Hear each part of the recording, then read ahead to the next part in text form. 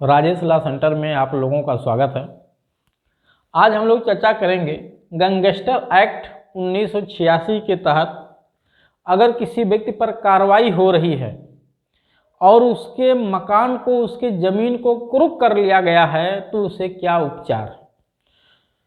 क्योंकि मैंने देखा है गैंगस्टर एक्ट जो 1986 का है, उत्तर प्रदेश का कानून है, इसकी धारा 14 एक मनमानापन धारा है। धारा 14 एक मनमानापन धारा है। ये धारा तो संविधान के अनुच्छेद 14 का भी वायलेशन कर रही है एक तरह से, क्योंकि इस धारा में साफ साफ लिखा हुआ है कि जिला मजिस्ट्रेट का यदि समाधान हो जाता है तो वो ऐसे व्यक्ति को जिसके ऊपर गैंगस्टर एक्ट लगा हुआ है उसकी चल या अचल किसी भी प्रकार की या तो पूरी या उसका कोई भाग कुर्क करने का आदेश दे सकते हैं। बिना कारण बताओ नोटिस जारी किए ही, बिना उस व्यक्ति को जिसके ऊपर गैंगस्टर एक्ट लगा हुआ है, बिना उसे सुने ही, बिना उसे सुनवाई का अवसर दिए ही उसकी संपत्ति को कुर्क करने की पावर दी गई है इनको। अगर थोड़ा सा भी सरकार के इशारे पे ये काम करें तो कितनी तरह से लोगों को बर्बाद किया जा सकता है। दबाव में आके राजनीतिक प्रेशर से या सरकार के इशारे पे काम करने पे जिला मजिस्ट्रेट तो बर्बाद कर सकता है लोगों को। इस तरह से मनमानापन का कानून, जिसकी चाहे उसकी संपत्ति आप कुर्क करा लेंगे गैंगस्टर एक्ट लगा करके। ठीक है, गैंगस्टर एक्ट लगा हुआ है, लेकिन गैंगस्टर एक्ट की धारा 14 कहती है कि आप उसी व्यक्ति की संपत्ति को कुर्क कराओगे जिसकी संपत्ति का निर्माण उसके गलत कार्यों से आए हुए पैसे से हुआ है। जैसे वो ड्रग्स का व्यापारी था, आबकारी नीतियों के तहत वो जो है दारू शराब बनाता था, तो उस पैसे से अगर बनाया है तो आप उसकी संपत्ति को कुर्क करा सकते हो। लेकिन प्रश्न ये है कि कैसे आप इसको निर्धारित करोगे कि उसी पैसे से बनाया गया है। आप कम से कम तो उस व्यक्ति को कारण बताओ, नोटिस तो जारी करो। आप उसकी संपत्ति को कैसे कुर्क कर सकते हो? बिना उस धारा में दोषी ठहराए कैसे कुर्क करा सकते हो? अगर कुर्क करा सकते हो उसकी संपत्ति को तो फिर उसके घर के जो लोग हैं, बच्चे हैं, वो सब कहाँ जाएंगे? अगर उसी घर में उसके और भाइयों का पैसा लगा हुआ है जो बिल्कुल सफेद मनी है, तो उस मकान को कैसे अटैच करा सकते हो अगर उसमें 2 तरह के पैसे लगे हुए हैं तो? क्योंकि संपत्ति को कुर्क कराना ठीक है, उसके खिलाफ प्रोसीडिंग करके ऐसे लोगों को जो है हतोत्साहित करना है, लेकिन एक तरह से उसके घर में छोटे छोटे बच्चे हों, माँ बाप हों, बुजुर्ग हों, पत्नी हो, ठीक है, वो लोग कहाँ चले जाएंगे अगर संपत्ति को कुर्क कर लिया जाएगा तो कम से कम उसको सुनवाई का तो अवसर दिया जाए। ये साबित हो जाए अदालत से, मजिस्ट्रेट के यहाँ से नहीं, अदालत से ये साबित हो जाए कि उसकी प्रॉपर्टी जो बनाई गई है वो उस गलत पैसे से बनाई गई है, तब उसको आप कुर्क करिए। या कुर्क करने के साथ साथ या उसकी संपत्ति को अटैच करने के साथ उस पर एक और विकल्प दीजिए कि वो अलग से कुछ उतना पैसा जमा कर दे तो उसकी प्रॉपर्टी को सीज नहीं किया जाएगा। क्योंकि कुर्क करने का उद्देश्य उसकी प्रॉपर्टी को लेना है, मैं मानता हूं, लेकिन इसका यह मतलब नहीं है कि उसके घर के लोगों को तंग और तबाह किया जाए। आप अगर उसकी प्रॉपर्टी को कुर्क कराना चाहते हो तो उसको एक विकल्प और दिया जाना चाहिए यहाँ पे कि अब वो चाहे तो उतना पैसा अलग से जमा करके, ठीक है, उस कुर्की से मुक्ति ले सकता है।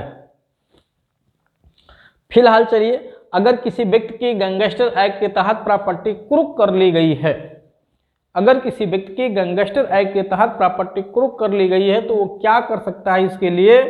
ठीक है, उसको ये राइट है कि वो 3 महीने के भीतर, ठीक है, कुर्की की तारीख से 3 महीने के भीतर जिला मजिस्ट्रेट के यहाँ संपत्ति को रिलीज करने का आवेदन दे सकता है। जिला मजिस्ट्रेट को यही 3 महीने के भीतर रिलीज करने का आवेदन दे सकता है धारा 15 में। हाँ, यहाँ पे कुर्क किए जाने का जो आधार है वो बिना कारण बताओ नोटिस जारी किए, बिना अगली पार्टी को सुने, ठीक है, डीएम को खुद पावर ये दिया गया है। यहाँ पे डीएम मनमाना कर सकता है, ध्यान दीजिएगा, ठीक है। और मुझे लगता है कि पता नहीं कितने लोगों के साथ इस धारा का दुरुपयोग जरूर हुआ होगा या हो रहा होगा या भविष्य में होगा। इसलिए मेरा ये सुझाव है कि अगर ये मेरी वीडियो या इस विषय पे जानकारी सरकार तक किसी के माध्यम से पहुंचा तो सरकार को इसमें कम से कम एक संशोधन करके ये लिखा जाना चाहिए कि बिना अगली पार्टी को सुने हुए या बिना इस पे कोर्ट का परमिशन मिले संपत्ति को उसकी अटैच ना कराई जाए, क्योंकि संपत्ति भाग नहीं जाएगी। अगर बाद में वो दोषी होगा तो आप ले लीजिएगा, लेकिन ड्यूरिंग प्रोसीडिंग प्रॉपर्टी को अटैच ना कराया जाए, भले आप आरोपी को उठा के जेल में डाल दीजिए। खैर चलिए, इसके विरुद्ध जो राइट है वो 3 महीने के भीतर संपत्ति को निर्मुक्त कराने के लिए आप सीधे जिला मजिस्ट्रेट के यहाँ आवेदन दे सकते हैं। आज संपत्ति अटैच हुई है, आज ही आप आवेदन दे सकते हैं, 3 महीने का टाइम होता है।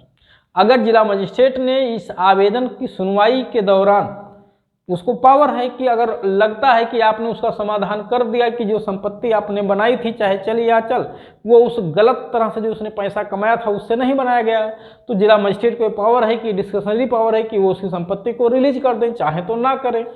अभी उन्हीं ने ही क्रूक किया है तो रिलीज क्यों करेंगे? यहाँ पे उपचार मिलना ना के बराबर होता है, ध्यान दीजिएगा।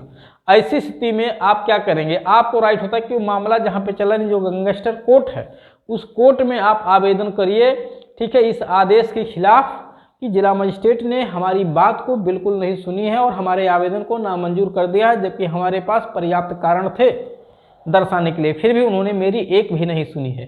तो न्यायालय, ठीक है, जो गैंगस्टर कोर्ट है, आपकी बात को सुनते हुए संपत्ति को रिलीज कर सकता है। और ऐसी स्थिति में यहाँ पे इस गैंगस्टर कोर्ट को बहुत बड़ी पावर मिली होती है। यद्यपि वो क्रिमिनल कोर्ट है फिर भी उसको सिविल न्यायालय की भी पावर मिली होती है और वो जैसा चाहे उस मामले की जांच कर सकता है, लोगों को बुला सकता है, गवाहों को बुला सकता है और उसकी जांच कर सकता है, कमीशन भेज सकता है उसकी निगरानी के लिए, देख रेख के लिए।